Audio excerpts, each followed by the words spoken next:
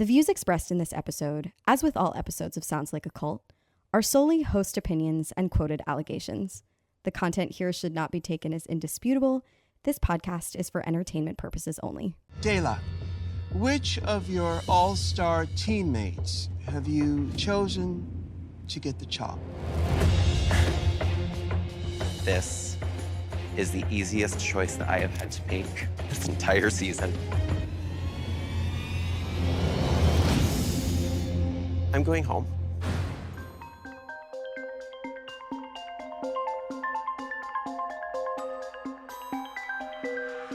This is Sounds Like a Cult, a show about the modern-day cults we all follow. I'm Amanda Montell, author of the book Cultish, The Language of Fanaticism. I'm Isa Medina, and I'm a comedian.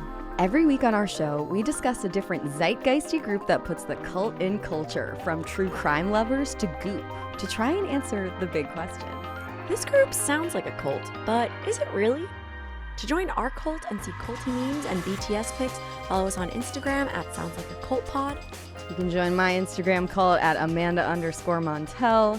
And if you want to see me do live comedy or bump into Amanda at one of my shows, follow me on Instagram at Isa Medina, ISAA, Feel free to check us out on YouTube, where you can watch our show, see our faces, and you can also hit us up on Patreon if you want to listen to our episodes ad-free. You can find us there at patreon.com/soundslikeacult.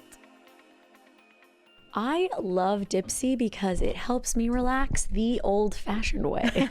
Dipsea is an app that consists of hundreds of short, sexy audio stories designed by women for women. Dipsea is offering an extended 30-day free trial at dipseastories.com/cult. That's 30 days of full access for free when you go to DIPSEA stories.com/cult. That's dipseastories.com/cult. With ZocDoc, booking an appointment with a doctor that suits your needs, fits your schedule, is in your network, and in your neighborhood is easy. Go to ZocDoc.com/cult and download the ZocDoc app for free. Then start your search for a top-rated doctor today. Many are available within 24 hours. That's ZocDoc.com/cult. Thank you to our sponsor, Care Of. Care Of is a subscription service that ships high-quality, personalized vitamins, supplements, and powders conveniently to your door every month. For 50% off your first Care Of order, go to takecareof.com and enter the code CULT50. That's 50% off your first Care Of order by going to takecareof.com and enter the code CULT50.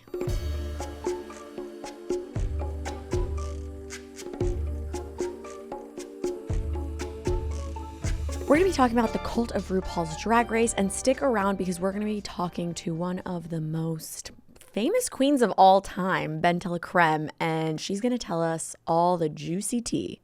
But for now, Good luck, and don't fuck it up. This is going to be a fun one. I'm actually a little scared, though, because I'm intimidated by this fandom. oh, for sure, it runs deep. I, embarrassingly enough, didn't really know much about the show until like 3.5 years ago when I moved to LA, and my roommate is like a diehard fan. So that's when I started watching with him. My little cousin is fully invested in the stand-up, and it really means a lot to them, this show. Like, it is not just a show. That's because it connects so deeply with a lot of like queer youth, especially for like people who don't live in like more liberal metropolitan areas. It's like what they connect with on TV. We've been to a RuPaul's Drag Race watch party together. Yes, we have. At Gabby Dunn's house. That was our guest on the Cult of Feet episode. Yeah. For those who've been here for a while. Gabby had really good food at that party too.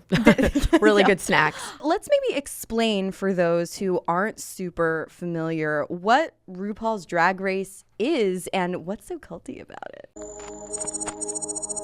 RuPaul's Drag Race is a reality TV drag show. It's like the format of America's Next Top Model, but for drag competition and drag performances. It's definitely considered the cultural artifact that brought drag into the ultra mainstream. The show has been around for so long. It first premiered in February of 2009. There's 14 seasons of RuPaul's Drag Race, over 190 episodes, several spin-off shows.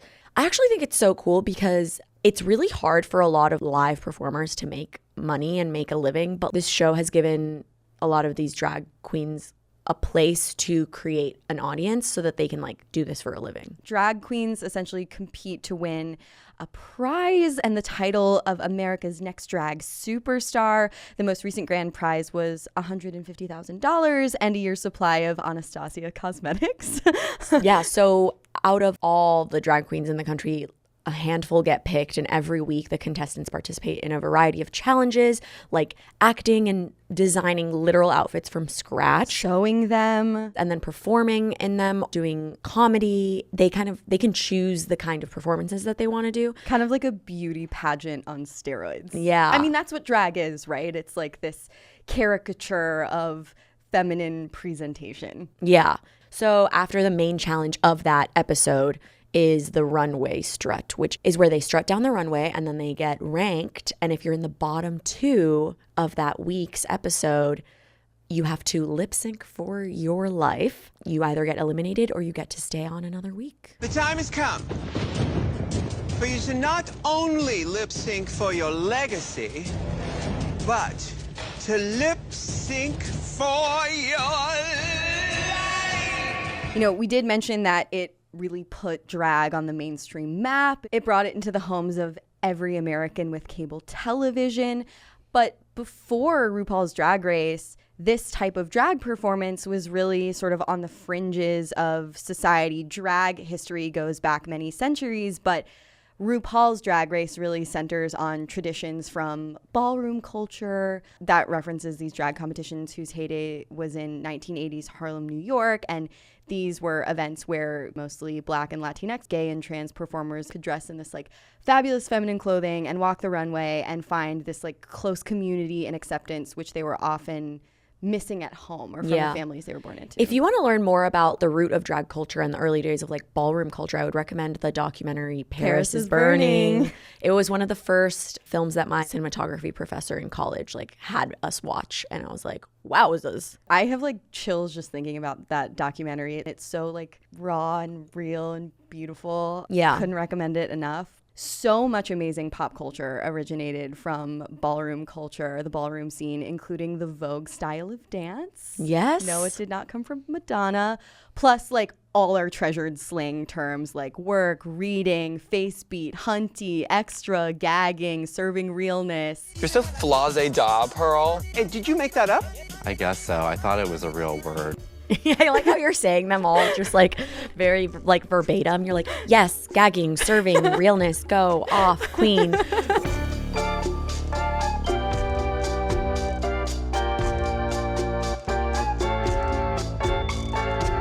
Let's get into why we decided to cover RuPaul's Drag Race on Sounds Like a Cult. It's just so clearly culty. Like the show and the following have built their own language. There's literally a Drag Race dictionary.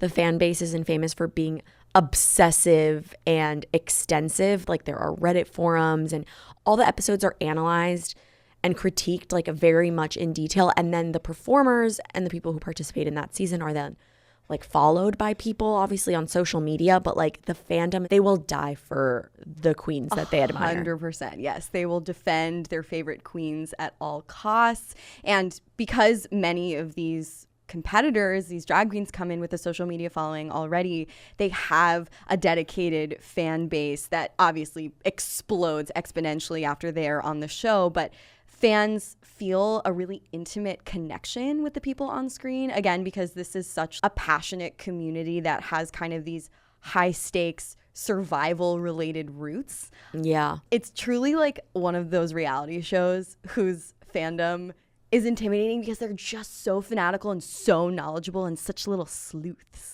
Low-key, they almost make you feel bad when you don't know certain things. Totally. Like, obviously, like I had so much fun at Gabby's watch party, but I felt a little intimidated going in because I haven't seen all the seasons. So I think the watch party that we went to was an all-star watch party. So the all-star season is when like winners or performers of past seasons get invited back. True fans are coming back with like throwbacks and like references from the past because it's also inherently queer culture. There is this thing of how queer are you? You know what I mean? Mm-hmm. Like, are you a part of the queer community? Right. Kind of thing. There are those subtle undertones. I mean, you and I talk about gatekeeping in the LGBTQ plus community all the time. Yeah, because bisexuals are famously erased. I literally saw this comedian the other day do a bit about how bisexual people are so annoying, which like I think it's funny when a bisexual person is doing the joke because it's like self-degrading or whatever. But this girl goes on. Self-degradation is hilarious. Yeah. But this girl goes on to be like, Pride is over, but don't worry, Bisexual Awareness Week is coming up. It's not like they don't get enough attention already. And then I was like, oh, that's kind of funny. And then she was like, I'm straight, but I hate bi people. And I was like, girlie, you are projecting. I was like, that's the gayest thing I've ever heard. And obviously, we just want to say keeping certain corners of queer community precious and explicitly not open to everyone is culty in a good way, in a beautiful way. But the fandom of RuPaul's Drag Race is almost the opposite. It can make you feel like if you don't know every little reference of this reality show, you're not a true member of the community. So then you might have this involuntary response of, I wish I was on the inside. Like, I wish I knew everything about these people. And the drag performers in RuPaul's Drag Race are sort of saints. They're these idols that people worship in kind of a spiritual way, I feel. If these fans are coming from households where it's not normal to be queer or like spaces where dressing up in drag isn't normalized, they idolize them like on a deeper level. They were like, you gave me hope. For you gave me like a vision of what I want to do with my future. They give them this sense of acceptance and belonging and transcendence, all the things that a cult promises and should fulfill, but doesn't always. And I think it's possible that some fans are coming from homes that were like traditionally quite religious. Yeah. And so they grew up maybe with a sense of ritual, but that they didn't feel particularly accepted by. And now here is like this very, very ritualistic culture with idols and a sort of hierarchy and a language and an aesthetic that can sort of replace the religion that they're rejecting from their past. That's something that we see in cults across the spectrum of influence. It is this sort of new fringe group that is filling a void for people. One thing that I do think is like a little potentially dangerous, and I think we also talk about this with our guest, if someone is watching the show with not a lot of historical context of like the drag community and understanding what it was like before the show came around, they might have this like false hope that like it's a really easy career or that it's like a career that is like guaranteed to pay your bills. And it gives a lot of people the idea that if they just work hard enough and they put all their time and effort into it, like they're going to become a drag queen on RuPaul and become a star, and like that's the career trajectory. That's not always the case. I mean, even just to get on the show, the queens that get on the show have been doing it for years. I think that's the sort of risk of the Hollywoodification of any group. I don't know if I just invented that word. The social mediaification of any group, when you start to combine sort of like a pure intentioned community with capitalism.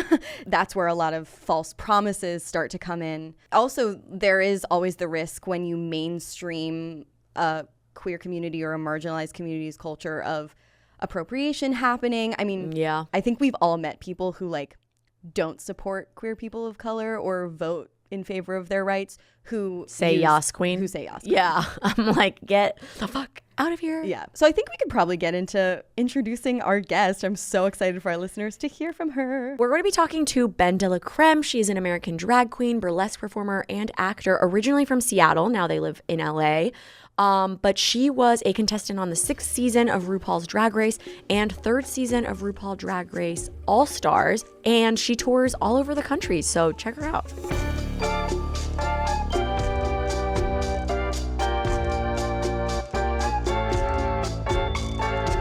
Can you introduce yourself to our listeners and how you first got into drag?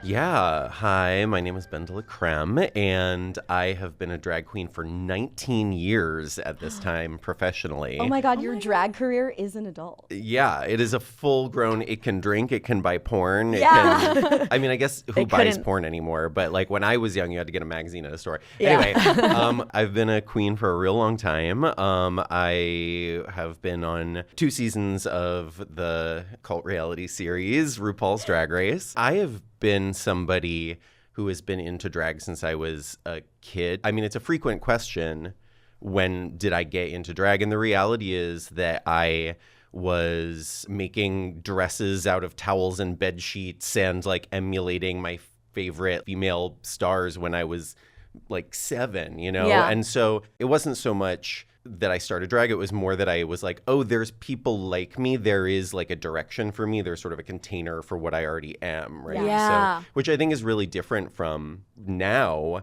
People see drag as like a path to fame and fortune, right? They get into it for those reasons. Whereas if you got into it before Drag Race took off, you had to love drag so much that you did it in spite of the fact that you would never be rich and you would never be famous. Yeah. You know? Right. Isn't that fascinating how much it's changed? When we say the cult of RuPaul's Drag Race, what does that mean to you and how do you interpret that? Oh my God, where do you begin? Yeah. The way that this TV show, which started, I mean, if you watch that first season, it's like they made it in a basement with a Nokia, you know, and it's like, and you watch this thing grow and now it's like a television franchise that spans the globe and, you know, Ru's music career is all tied into it, her books, everything else. And people are just like totally nuts about it. And, you know, it's hard to say, is Ru even the leader of this thing or is Drag Race itself the kind of, you know what I mean? Because people are fans of the show and oftentimes they think they're fans of the queens, but they are willing to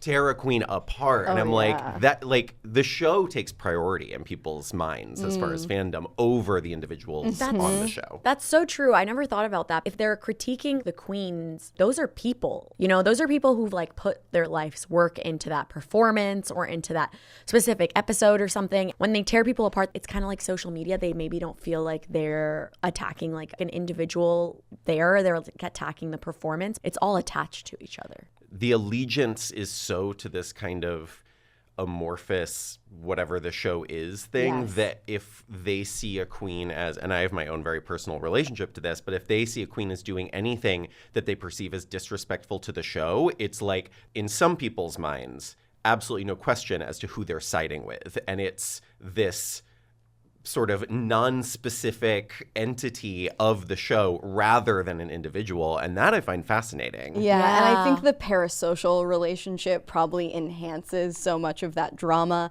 And it also reminds me so much of when members of a religious cultish group are in full service of the church or the religion. And if parishioners or acolytes or even like higher ups do something that they perceive to be a betrayal of the larger church, that person is out.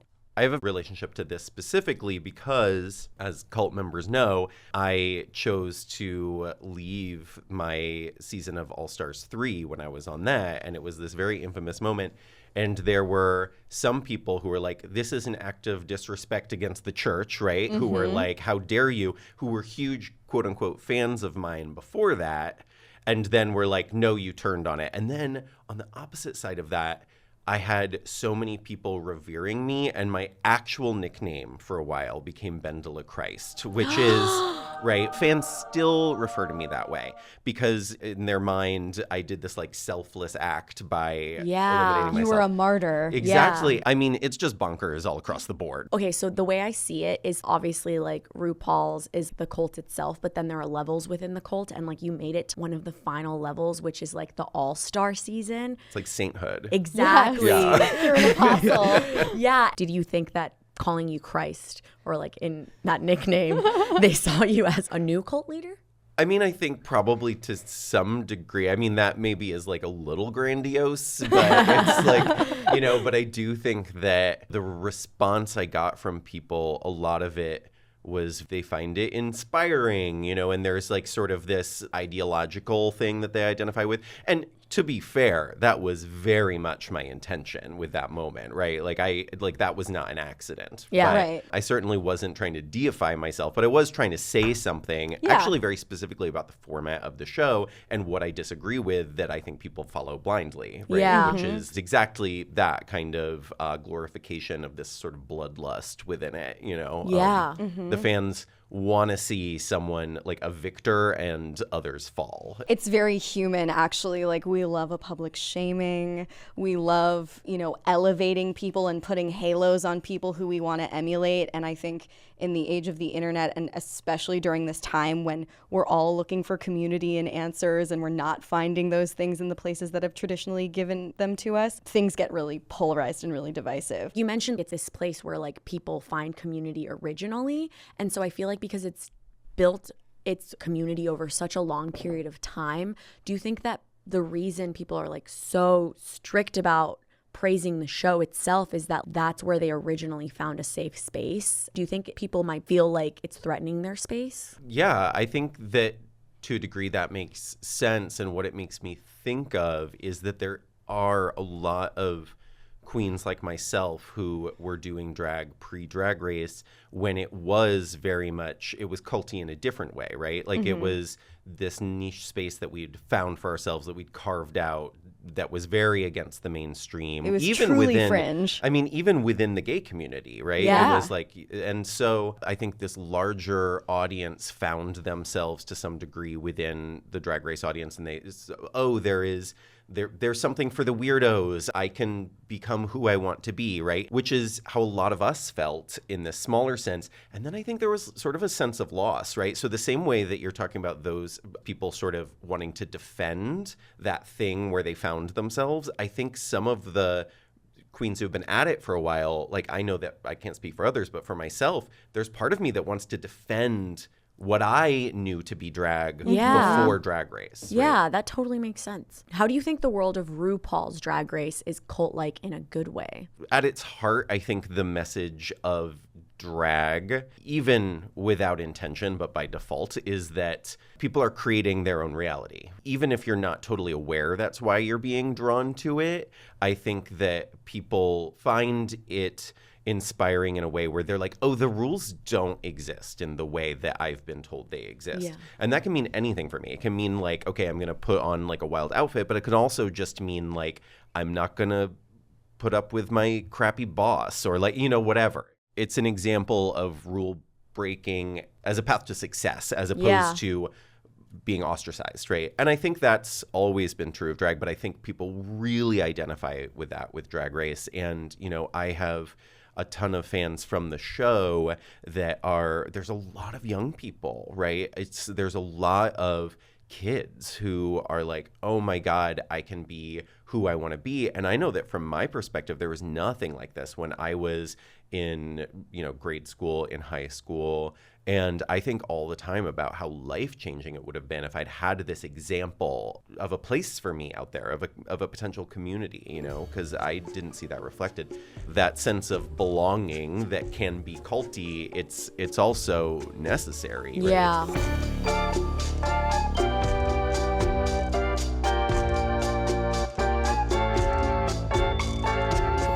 Are you feeling a little anxious and overwhelmed? If you're listening to this podcast, I think I know the answer, and it's yes.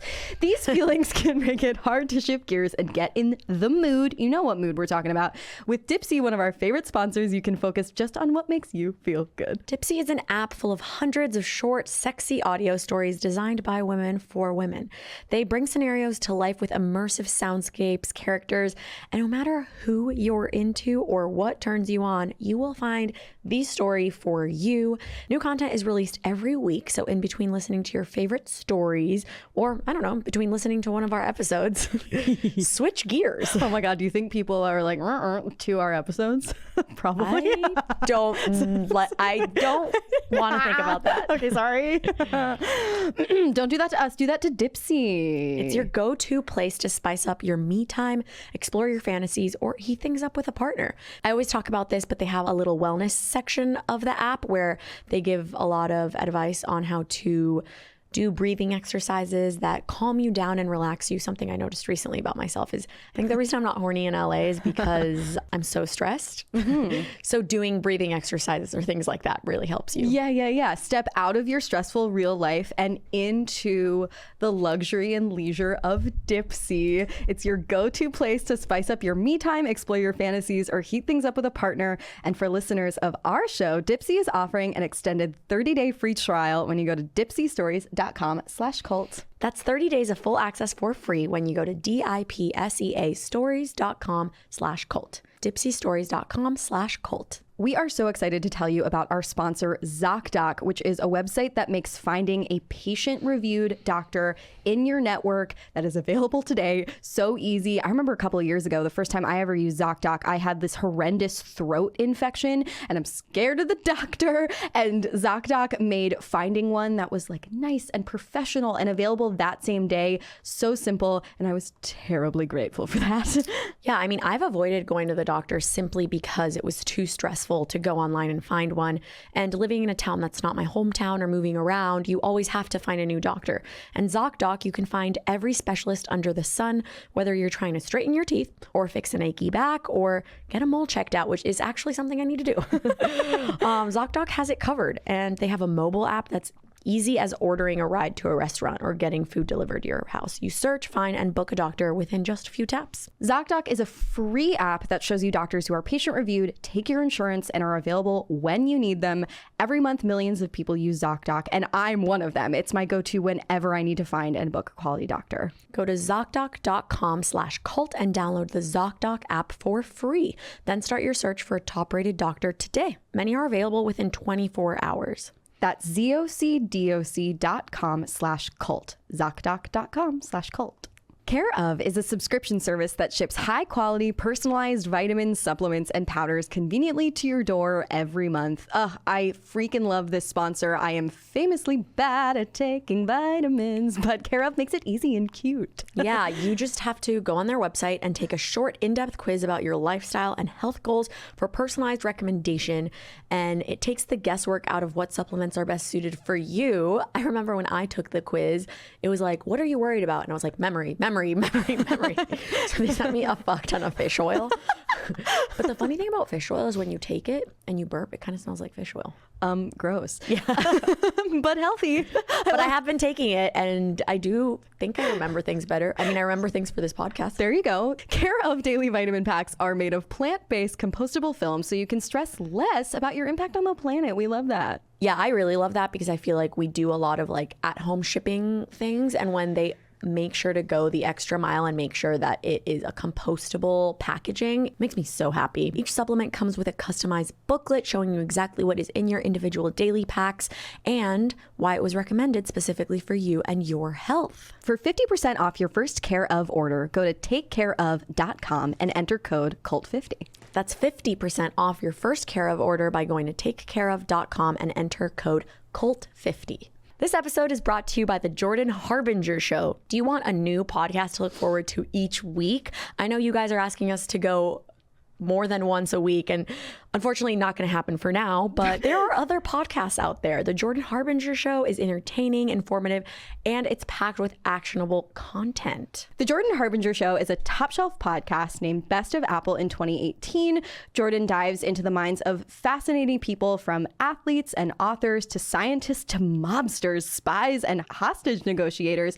There was one episode where he interviewed an FBI agent on negotiation tactics. And that's kind of like alternative cult vibes, you know? For like, sure. I feel like you guys, our listeners, would love it. Oh my God, absolutely. He really delves into social science and psychology, which I think a lot of our listeners are interested in. He actually interviewed me on one of his podcasts about the nitty-gritty of cult language. If you're interested in diving deeper, honestly, I am a fan of the Jordan Harbinger Show. Yeah. He's a really talented interviewer. He even has like content that we know you'd love. He does this segment called Feedback Friday, where Jordan covers advice on everything from escaping a cult or a psycho family situation to relationships and networking to asking for a raise. You can't go wrong with adding the Jordan Harbinger Show to your rotation. It's incredibly interesting. There's never a dull show. Just search for the Jordan Harbinger Show. That's HARB as in boy, IN as in Nancy, GER on Apple Podcasts, Spotify, or wherever you listen to your podcasts.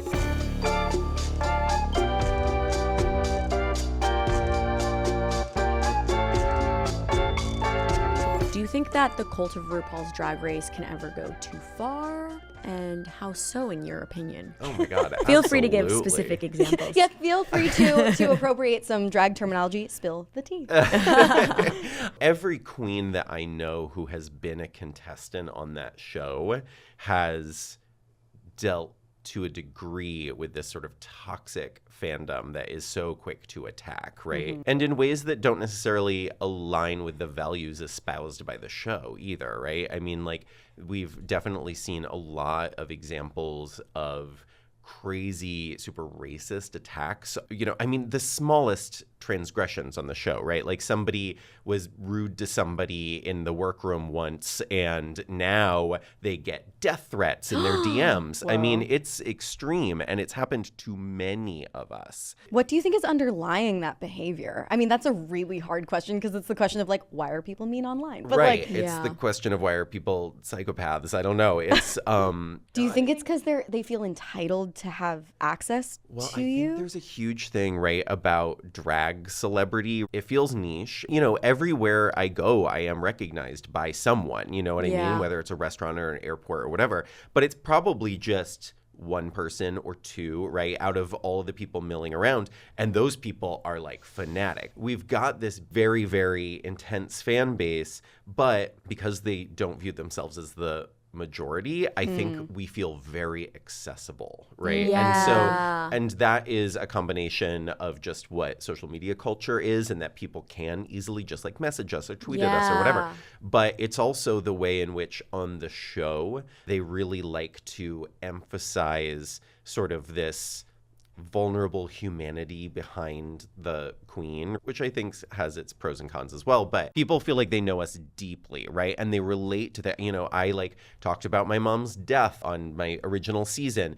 Seriously, like, it was 30 seconds, right? Yeah. And I have people who really have projected some stuff and related to my story in that way, and the way that I grew up bullied and all these other things. And people are like, I relate to your story so much, which is amazing. And I feel like, oh my God, I'm so glad I could help somebody by sharing that. But also they feel this sense of intimacy with you. And I'm like, but I don't know you. Yeah, you know? I was just about to say, it's like this intimate relationship, but like they're watching at home. It's like a one-sided conversation. And then the flip side of it is that they feel so quick to, I mean, there was somebody on my first season on season 6 that we had like a mild distaste for each other, and people were like, this feud, and they sent her death threats. Oh my God. Because they thought they were defending on my behalf, and I was like, this is not. That's the cult of stanhood. Yeah. crazy. Yeah. Well, I think like in your deification, you become dehumanized.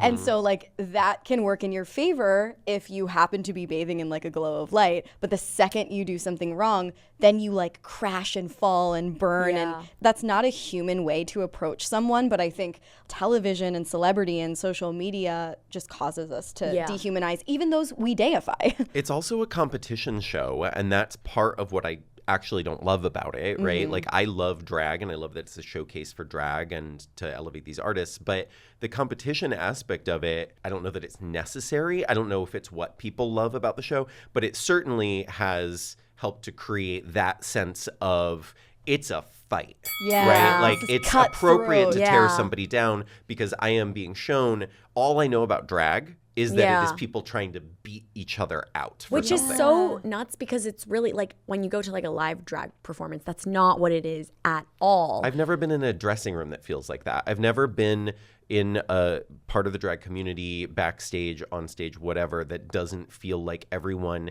is part of something together and supporting each other and trying to lift each other up. And it's the opposite of what people learn in this context. That's the awkward combination of drag and Hollywood. You know, it kind of ruins it. When queens like get off the show, they do often say like, I won just by coming on the show. But I feel like the fans are like so enthralled in the competition that they don't believe that. But really, it is like a win by just getting on the show is a huge win. It's the win for everyone. You're exactly right, but I do think it's even more specific than that.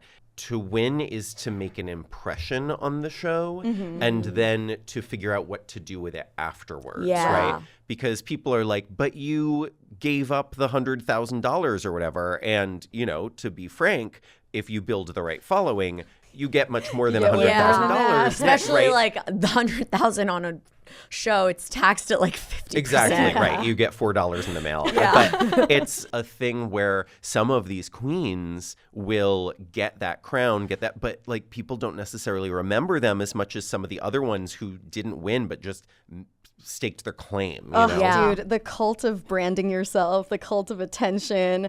What have been your most cult-like fan encounters personally? I will say that in terms of the sort of positive aspect, I have just had some super wonderful connections with fans kind of in the way that I was talking about, where maybe they identify with something about my story. And I think the most meaningful ones are with young people. Just recently, actually, on this tour that I'm currently in the midst of, I had somebody come to a meet and greet afterwards. And it was this young queer person. And they were like, I just want you to know that I listened to this interview with you where you talked about how you like wished there had been someone who could reflect yourself back to you at this age and could have told you that there is a future for this person and that it's based in all the exact same things that you're being reviled for now, right? This person said, like, you know, I read this interview and I just really want you to know that you were that person for me. And, you know, that's incredible. And I get quite a few things like that. The way that that was phrased really resonated. Those are the wonderful ones, right? And then on the other end of it, this one time I was followed through a department store by somebody who came up to me and was like, oh, can I get a selfie? And I was like, sure, you know, I'm like disgusting and like rolling around, you know, rolling around in my sweatpants trying to find something at Marshall's or whatever. And after the photo, they proceed to just follow me around, not talking to me, but on their phone, on speakerphone, calling all their friends, saying like, okay, can you talk to my friend Jessica? And then literally called somebody who she was like, okay, my friend Josh is like, he's actually just down the street, so he's going to come over and say hi. Is that okay? And I was I don't know what to do. And then this guy like showed up and the two of them started following me around and taking pictures and calling their friends. And it was just really wild. Okay, One Direction. It was really nuts, right? But that's the thing. Then there's also this store full of people who are like, what the fuck is going on? Who is this dumpy guy in sweatpants? You are truly like so famous, but it's like to a certain very, very fanatical group of people. It's very niche, but it's huge within that. And like you mentioned earlier, these people feel like they know you so well. Do you think that also has anything to do with the style in which queens perform? Because oftentimes they go off stage and they like interact with the audience. There's less of a wall between you and your audience members as a performer than there is for like pop performers. Despite the fact that you're like unrecognizable. Yeah. Well, I mean, that is also a piece of it, right? Is that anonymity, which is one reason I resisted going on the show for a long time. Like I didn't audition for many years of people being like, you have to do this. And that partially was because living in Seattle at the time, you know, my biggest fan who was always in the front row could also be my barista, and I didn't have to be on for them because they didn't recognize me. But you give up that anonymity when you go on the show because they really highlight you out of drag, right? So that was a big piece of that too. And it's interesting too from my perspective because what I actually have always done and continue to do is write sort of theatrical narrative shows. So what I do is very different from what people are taught on the show queens do with the lip sync for your life emphasis, right? Like I actually don't lip sync and I don't go out and like grab dollars, which is also like an amazing section of the drag community as well. But yes, within that, I do think that people feel this kind of, right? It's like tactile. You're going to like, and people will line up with their dollars. So I do these narrative shows where it's really like you sit down in a theater and you watch a play, right? And some of them are solo and some of them are larger cast. But I will have people who don't really understand that not all drag is a club performance. And I have had people in audiences stand up, walk to the side of the stage, and hold up money. And I'm like, I'm in the middle of a monologue. It's very weird, you know? So, but there is that, they're taught that you get to like touch a drag queen. You get to reach out to a drag queen, right? Yeah, and everyone has their own performing style. I was like at a show on Saturday that I was performing on, and there was also like a couple drag performances on. When I was like waving the money, the queen like wasn't coming over, and then I was like, I'm just gonna like put this away because I don't know if this is their style, right? And I'm just gonna respect that. And I also feel like you can only wave money at a queen for so long and them ignore you until you're like, This feels almost derogatory. I don't feel like this is part of it. Yeah. But it's tricky because other places, it's like, if you don't do that, it's rude, right? I think as an audience member, it's about just sort of coming in and reading the room, which you did, yeah, right? I love to read the room. Reading the room is the only kind of reading that I do, famously.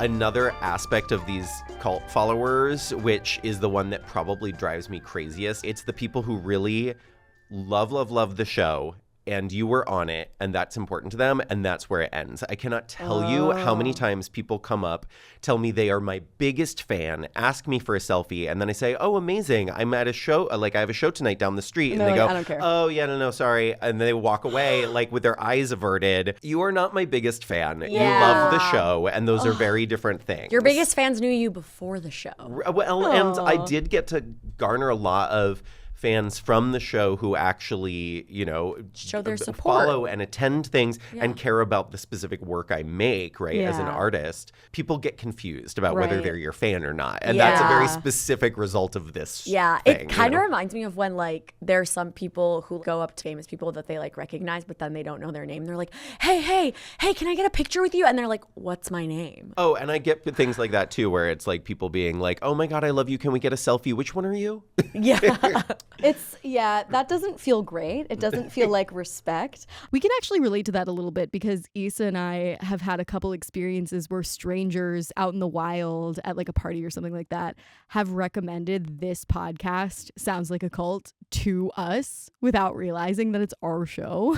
Actually, this happened to me the other week. I was in a bookstore signing copies of Cultish, and a person came up to me and was like, oh my God, I love cults. Do you listen to the podcast Sounds Like a Cult? And I was like, yes, this is the book that inspired it, and I worked so hard on it. I promise you'll like it. Please buy it.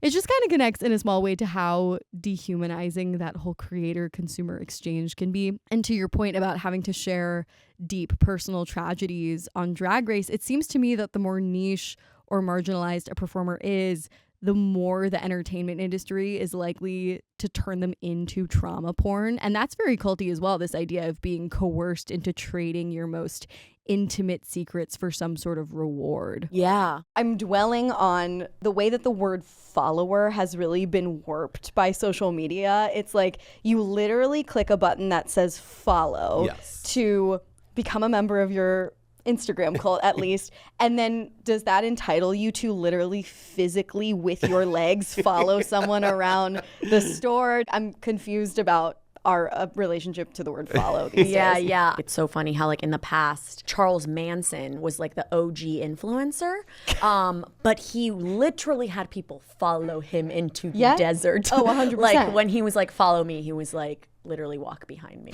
Yeah. When do you think a fandom goes from a cult following to a full-blown cult? Have you seen that happen? Does it have to do with that thing where it becomes the dehumanization of the individuals within this larger thing? I mean, RuPaul is sort of the figurehead of this cult of RuPaul's Drag Race, but even she is, subject to criticism to a degree. I mean, it's like a contestant who's a queen versus RuPaul. RuPaul will always be in the right? Yeah. But if it's RuPaul versus Drag Race or the fandom, she is not always in the right? And that's interesting too, is that for a long time, she's felt like this infallible leader, but now it's like, oh, maybe this beast has even gotten bigger than you. Yeah. And I'm not saying that I agree with everything RuPaul says and does. I certainly do not. But it's just interesting that people will go along with certain things and then they find others where they won't. And maybe that's what makes it a cult rather than a cult following. The hierarchies. I guess in a way you could say the executive producers are the cult that's leaders. Kind of what I was thinking, right? It's like if Ru is the floating green face, then the producers are like behind the curtains frantically spinning please that. talk about that? Can you talk about the cultishness of the actual production of the show? Like, do you feel manipulated? Oh my God. Yeah. I mean, I don't know the standard of practice with reality TV in general, but I know that it is certainly not every show, and I don't know an example of another show where you are as cut off from society. I mean, we are flown out there, and the moment we arrive, phones taken, any electronics taken, luggage searched, I mean, I guess you're not literally locked in a hotel room, but you're in a hotel room and they put tape on the door so that if the tape is broken, they know that you opened the door. No way. Yes. Oh my gosh. Yes. We interviewed a former Bachelor contestant and she didn't even say they do that to them. Well, no, I don't think so, because those things are all about, right? They want them to like go out. Those and, boozed up interactions off screen that make them angrier when the cameras are rolling. But for us, they don't want any interaction not on camera. And it's also about confidentiality. They don't want leaks about who's on the season, allegedly. Yeah. Although there's always leaks, and, I suspect that half of them are shared by them, because it's like, of course, it builds, But I think the biggest reason they really do it is because they're cutting you off from any psychological support system. Yes. And you're stuck in that hotel for quite a few days before filming even starts, and you don't know what you're walking into.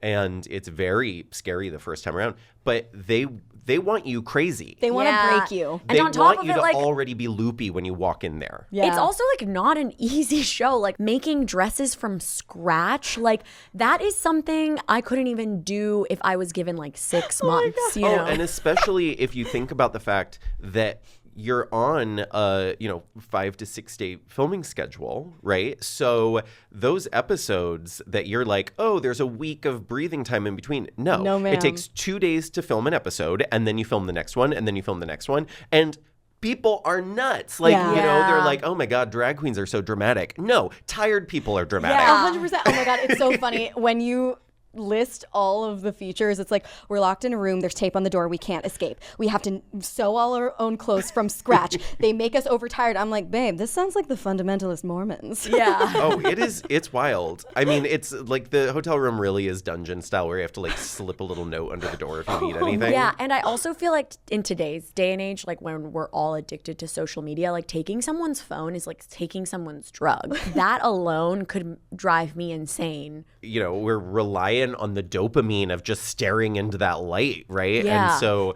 it's crazy. It's like seasonal affective disorder. I guess that's a benefit too, right? If all you had to do was sit in a hotel room and like learn to be alone with your own emotions. I feel like maybe if it was like Bachelor in Paradise style, where like all you had to do all day was like lie out on the beach and like flirt with someone. Right. But you guys, you're like literally making dresses and working 12-hour days. And it is like, what if you had to have these crazy experiences and then you couldn't just text or call your friend and process it at the end of the day? Yeah. Or maybe in some of our cases, talk to your therapist, I right? was just it's like we gonna have say. these tools that we 100%. don't, They should have like on-call therapists that you should Okay. speak to. Yes. Okay.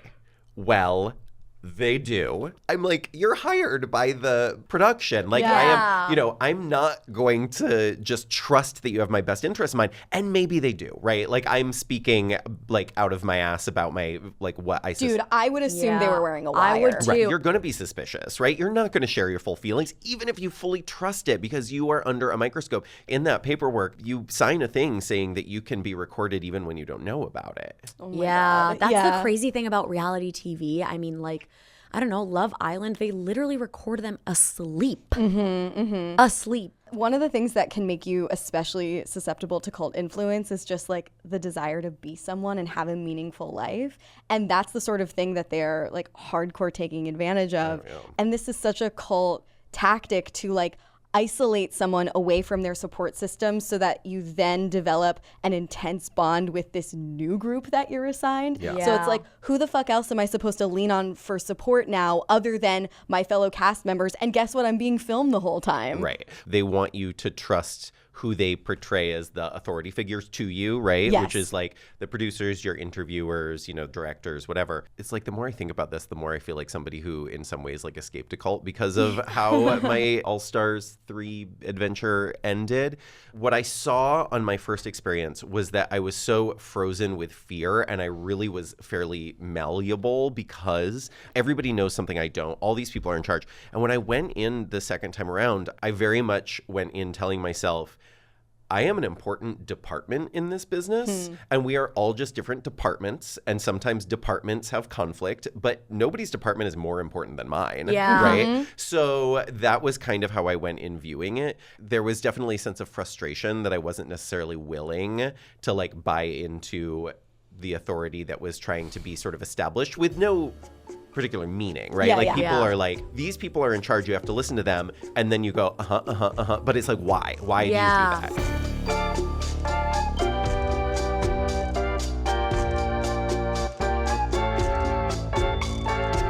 Do you feel like a culture shock change when you like leave the Yeah, production? what was the trauma recovery like? Well, it's Yeah. weird because when you leave the show, you've just gone through this very intense experience. I mean, it's one of the weirdest experiences I've ever been through in my life.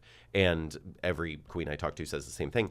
But then it's a secret for however long it takes for the announcement to come out, right? So you eventually, like 6 months later or however long it takes, get to have all these other people kind of witness whatever happened, right? Like you finally have this sort of people being like, yes, I back you up. You're not crazy just because I'm watching what happened. But for 6 months or however long, you're sitting there like, am I nuts? Did that even happen? Yeah. Right?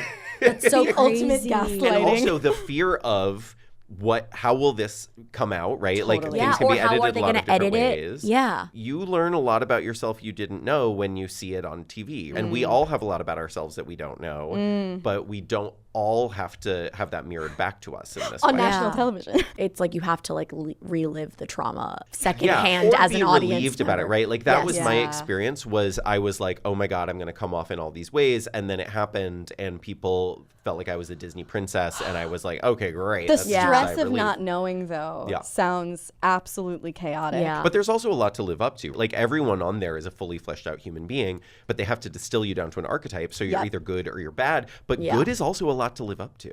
Yeah. Right? Yeah, it is because they expect you to always be that version of yourself. Right. We love a good evil binary. Normally hate binaries. Yes. So, I mean, I think we're primed to love a good evil binary, and then our work as humans is to push against that. Right. Yeah. I mean, there's a real lack of nuance with Yes. all of this. And Yeah. that's something that I always am 'Cause nuance is desperately exhausting. trying to It get people. is. It's exhausting. It is. It is. The fact that we give into that exhaustion leads to much of the state of the world today, right? And then, Yeah. like, I can wax philosophical about this all day long, where I'm like, this drag race fandom is like, it might seem innocent enough, but it's like, this is the same kind of thinking that we're cultivating as a country that is a real problem. Literally. And social media is perpetuating it because I our mean, brains are tired. That's straight up why we have our cult spectrum and classify every cult that we discuss as a live your life, a watch your back, or a get the fuck out. Because, like, cultishness, due to the factors that you're mentioning, is everywhere. It's just a matter of participating in groups that are healthier than not and participating with awareness, because cultishness itself is impossible to avoid. Are there any insider RuPaul cast member rules or rituals that viewers might not know about? I think people don't necessarily know the degree of the sort of different ways that you're driven a little nuts, right? Like, so it's that isolation thing, but also when cameras aren't rolling, you're not allowed to speak. Like, they'll pick a bunch of us up at the hotel and drive us there in a van, but you're not allowed to talk to each other in the van. And when you're on set, if there are PAs standing around the group, making sure that no one says anything or even like makes meaningful eye contact, like they'll shut it down. Because Wait, is it like once they start rolling, then you're allowed to talk? Yes. Because I'm also wondering, you know how like there's a lot of like scenes or shots of people just like looking around, like looking like around the corner. Do they ever get those when you're like technically not allowed to speak? So there's definitely times, right, like when we're working on a project, but they're basically getting like B-roll, right? So like if it's like constructing costumes or whatever, we will not be allowed to speak to each other, but we're all in the same workroom working. So of course it's like literally you can hear a fly buzzing around your shoulder and give a glance that with the right sound effects and editing is you like hating a queen. There are silencing rules in a lot of classic cults. Jonestown had a quiet rule. In the Heaven's Gate mansion, there was a communal silent rule. Actually, in Scientology, they have something called silent births. So while you're literally pushing out a baby, you're not allowed to scream, ostensibly for the spiritual health of the child. So cults love coming up with different excuses to keep their members from making noise. And if you can't talk to your fellow cult members, you can't organize, you can't strategize, you can't figure out how to push back. Amanda's like picturing all the queens like starting a revolution. But they couldn't because they weren't allowed to speak. Right, yeah. It's very intense, and I will say that once I left the show again on All Stars, I had so few fucks to give. I just was in this zone where it was like, this is an illusion of your authority over me. And I was just like, I'm going to talk as much as I want. I'm going to leave my room, right? Yeah. I'm not winning. I just decided that. So what are the stakes? They're non-existent. Yeah. You have no further control over me, you know? Yeah, that's the thing is like you do it and I guess the threat of not following the rules is getting kicked off the show. Right. But as you mentioned, winning isn't really how you win. You win by getting attention. You know, and that's the thing too, is people were like, oh my God, we can't believe that you gave this up. And I'm like, it's how many years later and you're still talking about it? Like, it's, you know what I mean? Like somebody wrote something somewhere. Is that useful information? But there was some article or something, you know, people do write-ups of the episodes, and somebody talked about my leaving the show as a move against reality television format that is perfectly like made for reality TV format, right? Yeah. And that is like one of my proudest moments of being able to engineer something where I said like, I don't agree to the terms of this and I don't think that it's a great example to set. Yeah. And also I'm really making a splash and I know that this is going to lock in some fame and notoriety. You know? And one of the first to do so, because I think once that becomes like a trend, then people don't have as much respect for it because they kind of like see it as a tactic. And We have one more question and then we're going to play a little game. Okay. You could argue that the queens who really make a splash each have their own mini cult. Out of all the RuPaul queens, besides RuPaul herself, who do you think is the biggest cult leader and why? I mean, I'm not trying to think of one. I'm trying to narrow it down. Well, I think Bianca Del Rio is a huge one, right? Like Bianca Del Rio won the first season of Drag Race that I was on. And she could do no wrong. Bianca is a good friend. Like, I really adore her. But her fans are so bonkers. And she, you know, mad respect to her, the career that she's built for herself since then. I mean, she's still selling out like these, you know, thousands of seat venues constantly everywhere she goes. And people just hang on her every word. She does a lot of very like edgy, shall we say, insult comedy. Okay. And I'm the first to say like, this is not necessarily what I think is the best thing to put into the world. But her fans are like, do not criticize anything about this, right? And again, I wouldn't like, this is nothing I wouldn't like actually speak to Bianca about, but I do think that, you know, she has those fans who will like defend her to the death and follow her everywhere. Her following has really only grown since her season, and that's rare. Yeah, and that's such a good point of like how serious of a cult leader they are is in relation to how much their fans are willing to do for them. And so like if Bianca's fans are willing to do really anything for her, then it's like they are a leader. So now we're going to play a game that we often play on our show called Culty Quotes. We're going to read a quote to you. You're going to decide whether it was Ru or a notorious cult leader. First quote is, "Creativity is the greatest rebellion in existence." I'm going to go with a notorious cult leader on that one. Correct. You're correct. Okay. That was Osho, who was the leader of the Rajneeshpuram cult, the Wild Wild Country cult. It's like a little too poetic. Second quote, "I never thought I was normal. Never tried to be normal." I guess I'll go with Ru on that. It was Charles Manson. Oh, God damn it. The OG influencer, as you mentioned. 6-1. All right. All right. Third quote. "When you become the image of your own imagination, it's the most powerful thing you could ever do." All right. I'm going to go with Ru again on this one. Correct. You're correct. You're correct. All right. But, I mean, when you are a thought leader, a taste maker, and people have built you up and put you on this pedestal, I feel like you almost feel the pressure to speak in these like highfalutin, inspiring platitudes. Oh, for sure. And it's also like if you look at Ru's media presence from the 90s during her first big blow up during the supermodel era, right? She like hosted a show on VH1 and she was in like tons of late night interviews and stuff like that. She is still saying the same platitudes that she was saying. I mean, it's like, it is wild. Speak for the job you want. Yeah. Cult it's leader. like when Lady Gaga always says, like, there can be a million people in the room and you just need one of them to believe in you. Yeah, Ru was like, I just need one person to follow me onto a commune. Next quote. "Fulfillment isn't found over the rainbow. It's found in the here and now." Notorious cult leader. It was Rue. Shut up. Say that again. Fulfillment isn't found over the rainbow. It's found in the here and now. I have to go. Oh my God. Okay, next quote. Negativity is basically laziness. Notorious cult leader. It was Rue. Dear Lord. Oh my God, she's a monster. In fairness, that particular quote does go on for a bit longer.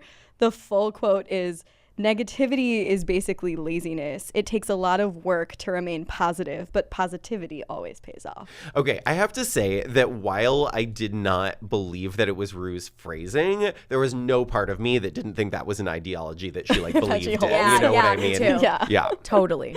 Next one. If you see the good in others and cover their defects with your love, they will follow you.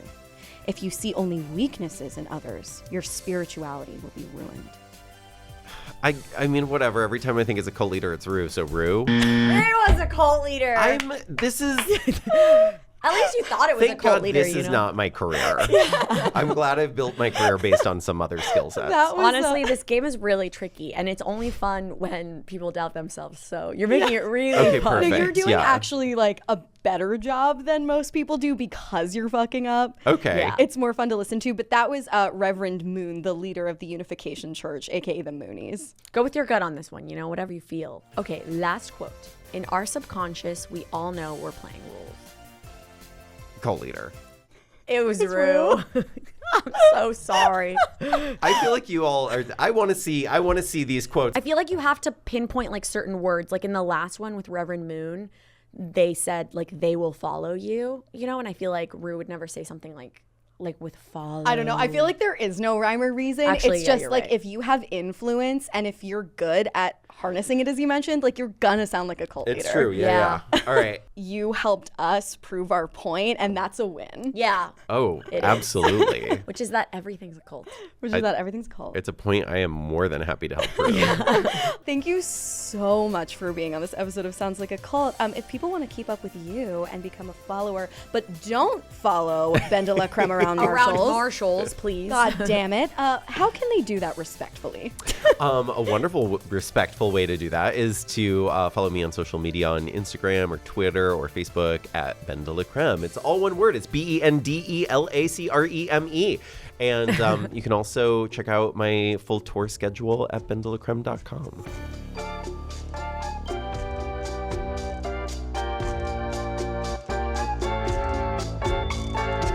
Amanda, out of the 3 cult categories, live your life, watch your back, and get the fuck out. What do you think that the cult of RuPaul's Drag Race falls under? I'm going to call it a live your life. Yeah. Maybe live your life, sun, watch your back, moon. I think the cultiest aspects of RuPaul's Drag Race have to do with Hollywood and social media. Mm-hmm. For me, the cultiest thing was like when they talk about how there's no communication with the outside world while they're filming. So it's like for the queens who are on the show. That's as culty as it gets. Like you're in the final levels of it. But speaking to BenDeLaCreme and seeing the way that like she's just like happy and like living her life and made it out and left when she wanted to on the show shows me that like you literally can just get up and like leave the show and still thrive and not suffer from it. There are absolutely cultish aspects without a doubt. We grade all of the cults that we analyze on the show like on a curve, I think. Yeah. And we sort of have to weigh them against one another. I feel like a lot of people who work on the show have been marginalized in the past, and so they know what a toxic culture can be like. Even though it's going to be a little toxic inherently because it's reality TV. Yeah. We have not heard of any dark things happening. Whenever you're in a workplace where a lot of clout and money are being tossed around, you should watch your back, like regardless. But I think as far as standoms go, even though RuPaul stands are really intense, like sometimes like low-key stalk people or But even like BenDeLaCreme describing that thing where they like kind of followed her around in Marshalls. They didn't like attack her, you know what I mean? Yeah. Don't follow your idols around a store. We talked through this thoroughly enough with BenDeLaCreme, who was pretty transparent with us. Super transparent. And you know, she has no reason not to be. We'll leave it open. Like, we could reevaluate our verdict if something comes out. But at this point, I truly think it's a live your life. Yeah, me too. Well, that is our show. Thanks for listening. We'll be back with a new cult next week. But in the meantime, stay culty, but not too culty.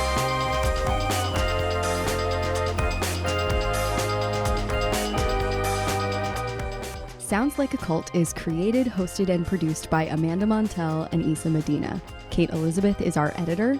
Our podcast studio is All Things Comedy, and our theme music is by Casey Kolb. Thank you to our intern/production assistant, Noemi Griffin. Subscribe to Sounds Like a Cult wherever you get your podcasts, so you never miss an episode.